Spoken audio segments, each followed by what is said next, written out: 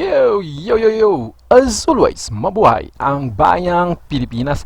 We are proud to showcase this game-changing project to the President through the ceremonial groundbreaking of 2 subway stations.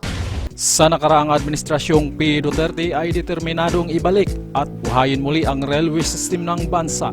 Kaya makikita natin sabay-sabay na pagkakaroon ng mga construction ng mga bagong railway line kasama na ang kauna-unahang subway ng bansa.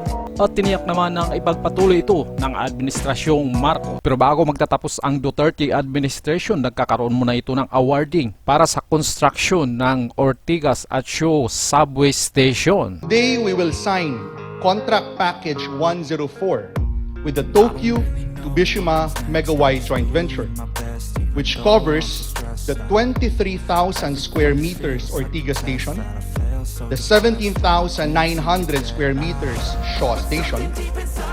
Pinangunahan ni Pangulong Ferdinand R. Marcos Jr. ang groundbreaking para sa Contract Package 104, CP104 ng Metro Manila Subway Project, MMSP, Ortigas at Show Boulevard Station at tunnel sa isang ceremonial program sa araw na ito, ika-3 ng Oktubre 2022. Ang Metro Manila Subway ay isa sa pinakamalaking proyekto pang-infrastruktura ng Pilipinas na nilikha ng isang mahusay na sistema ng rail sa National Capital Region. Bumubuo ng bahagi na unang yugto nito ay ang CP104 na may kontrata na nagkahalaga ng 17.75 billion piso na itatayo ng nanalong kontratista Tokyo Tubishima Megawide Joint Venture sa tulong at pagpundo mula sa gobyerno ng Japan sa pamamagitan ng Japan International Cooperation Agency o JICA. Target ng Department of Transportation DOTR na bahagyang simulan ang operasyon ng subway sa 2025. At least may target.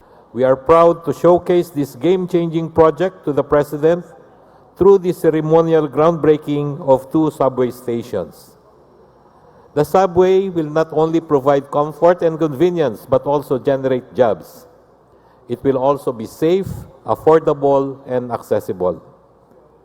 The Transportation Department is committed to pursue this project to its grand completion. Mr. President, we are running at full speed on this project. We owe it to the commuting public. Ladies and gentlemen, good morning.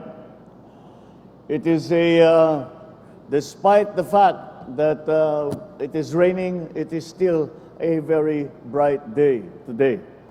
Because today we welcome the brimming promises brought by our drive for innovation with the groundbreaking ceremony of the Metro Manila Subway Contract Package 104. As the Ortigas and Shaw Boulevard stations span through the business district of Pasig City, we look forward that this project will benefit the approximately 150,000 passengers a day by the year 2028. To everyone's knowledge, the CP104 is part of the 33-kilometer Metro Manila Subway Project Phase 1. The first subway project in the Philippines.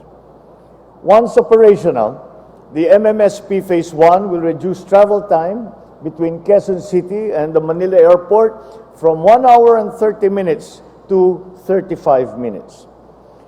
This foreign-assisted project is under Official Development Assistance Program, or ODA, and funded by the Japan International Cooperation Agency, or JICA. With this, of course, we also acknowledge Tokyo Construction Corporation Limited, Tobishime Corporation, and Megawide Construction Corporation for embarking upon this joint venture for the Metro Manila Subway Package 104. Banking on their expertise and their experience on the various railroad, tunnel, and terminal projects that they have completed around the world, we trust that our commuters will soon enjoy the unique brand of service and advanced transport systems that this project will bring. Indeed, we are quite honored to have them work with us to make our transport operations more efficient, more modern, and more attuned to our daily life in 2022 and beyond. As we break the ground for this portion of our subway system, we fervently hope to soon enjoy the benefits that it brings to the general public, with accessible designated stations that can cater to a massive volume of passengers. We anticipate helping our people skip the long lines of traffic and even spare themselves from the perils of commuting.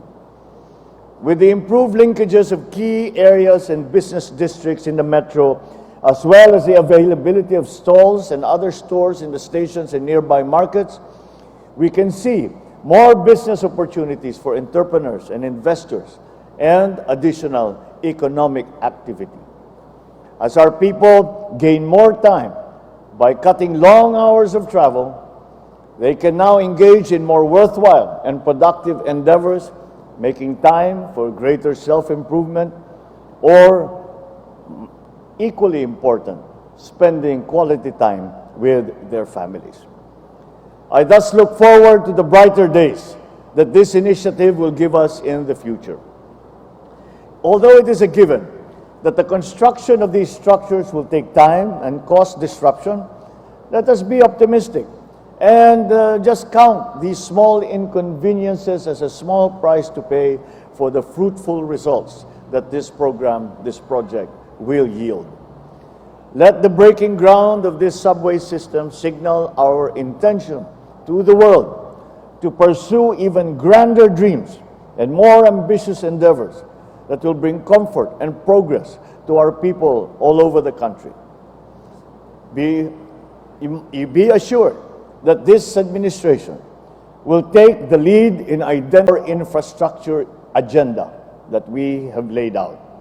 With this serving as our guide moving forward, that our shared aspirations for a better, brighter, and more prosperous Philippines enkindle in all of us Filipinos a renewed zeal and purpose to work for the advancement of our countrymen. Maraming salamat sa inyong lahat. Mabuhay po ang Pilipinas. Magandang umaga po sa inyong lahat.